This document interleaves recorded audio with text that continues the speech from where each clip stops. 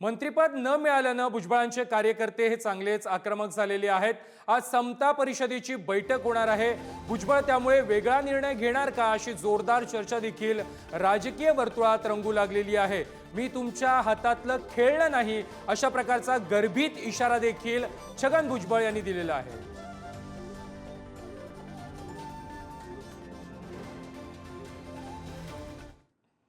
उपमुख्यमंत्री अजित पवार लवकरच छगन भुजबळ यांची भेट घेणार असल्याची माहिती समोर येते। अजित पवारांकडून भुजबळांची समजूत काढण्याचा प्रयत्न केला जाणार असल्याचं देखील कळतंय। मंत्रिपद न मिळाल्यानं मागील 3 दिवसांपासून छगन भुजबळ हे नाराज आहेत। ते सध्या येवल्यामध्ये आहेत। अधिवेशनामध्ये भुजबळ हे अनुपस्थित आहेत।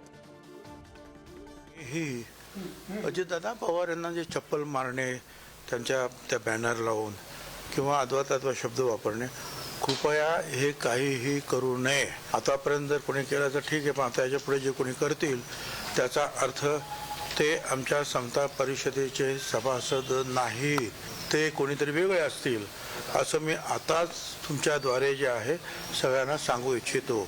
आपलं जे काही तुमचं जे काही राग असेल, दुःख असेल ते व्यक्त करण्यासाठी माझी तुम्हाला काही मनाई नाही।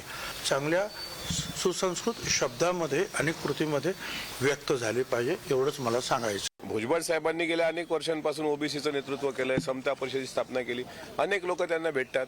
आम्ही पण ओबीसी आहोत, आम्ही पण भेटतो। तो प्रश्न तो नाही आहे त्यांना भेटायचा, कोणी मोठ्या नेत्यांना भेटू शकतं।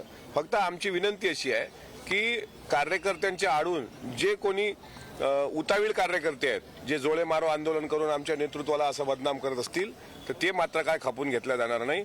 त्या जशाच तसं उत्तर दिलं जाईल। अशा प्रकारचा उद्दामपणा आम्ही खपून घेणार नाही। पक्षाचे राष्ट्रीय अध्यक्ष आदरणीय अजितदादा आहेत, त्यांच्या फोटोला जोळ्या मारण्यापर्यंत जर कोणाची हिंमत गेली असेल तर त्याचं उत्तर त्यांना द्यावं लागेल।